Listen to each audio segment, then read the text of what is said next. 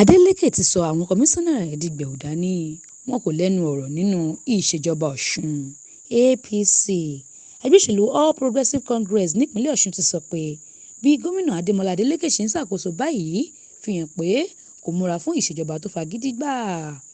Nínú àtẹ̀jáde kan tí alákòóso ètò ìròyìn ẹgbẹ́ náà, Olóyè Kọ́lá Ọlábísí fi síta lórúkọ alága wọn, Sòókò Tajudeen Lawal, ló ti sọ pé ìwà kòkànmí àti àìnímọ̀lára nípa ìlàkọjá àwọn aráàlú tíjọba Adeleke ń hù jẹ́ èyí tí kò bójúmu rárá.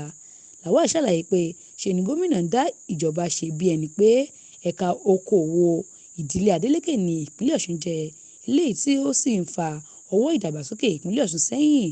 Ó ní ìyàlẹ́nu ló jẹ́ pé ẹ̀ẹ̀kan péré ni Adeleke pe ìpàdé àwọn ọmọ ìgbìmọ̀ aláṣẹ ìpínlẹ̀ Ọ̀ṣun láti oṣù keje tí wọ́n ti yan àwọn kọmiṣanna, èyí tó túmọ̀ sí pé gbẹwudani lásán ni wọ́n. Lawal sọ síwájú pé nígbà tí kò nira fúnjọba àpapọ̀ láti ṣe ìpàdé ìgbìmọ̀ aláṣẹ lọ́sọ̀ọ̀sẹ̀, kí ló dé tó nira fún gómìnà Adeleke láti pe ìpàdé tó ṣe pàtàkì yìí. Ó kọminú pé bó tilẹ̀ jẹ́ pé lẹ́yìn oṣù kẹjọ pẹ̀lú ọ̀pọ̀lọpọ̀ ariwo ni Adeleke tó yan àwọn kọmiṣanna rẹ̀, síbẹ̀ kò fún wọn lọ́rọ̀ sọ nínú ìṣèjọba rẹ̀. Mariam Ọláníyì ló ń jábọ̀ ròyìn fún Etí Ọba TV.